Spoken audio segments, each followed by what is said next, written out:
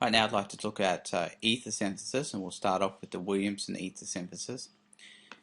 And this is going to be a reaction between an alkoxide, which has an O with a negative charge on it, reacting with an alkyl bromide. But the alkyl bromide we react it with really does need to be primary.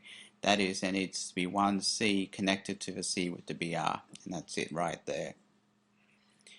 That way we can be allowed to get an SN2 reaction going, and this reaction would also be done at room temperature.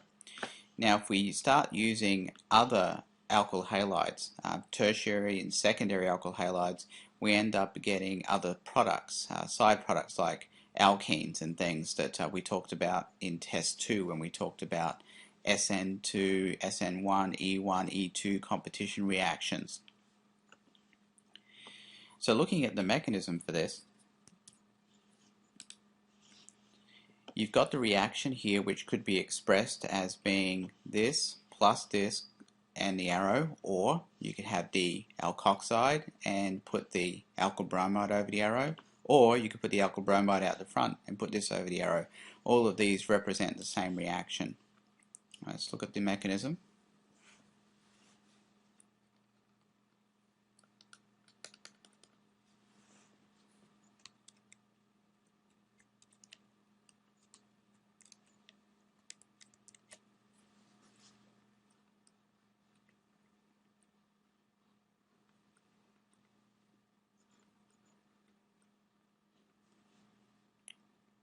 So what's going to happen is we have a delta plus on this C because of a delta minus on the Br.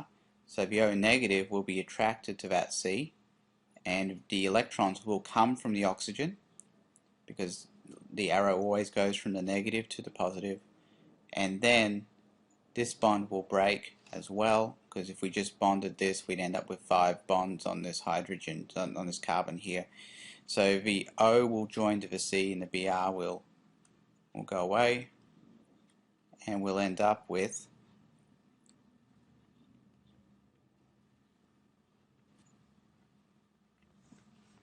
our ether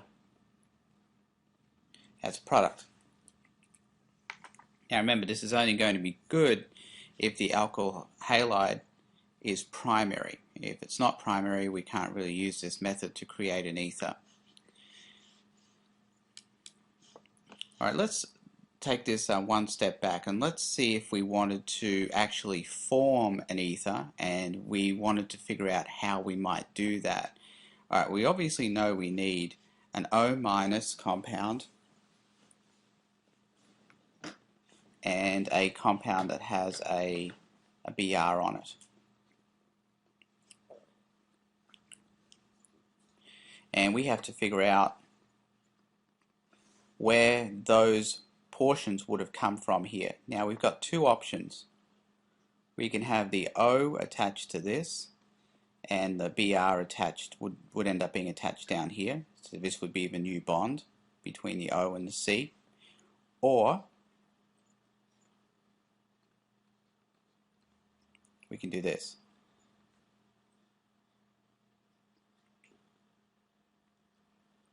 We make this the portion that donates the O, and this would have the Br on it. So if we look at the pattern from the previous one, these would be the two possible reactions we might have.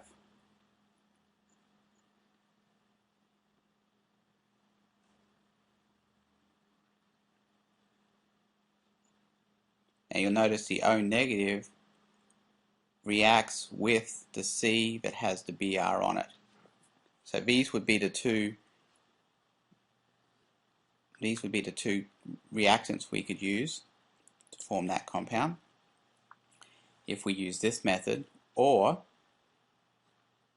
looking at this one, this will donate the O negative, and this would be the one that had the Br.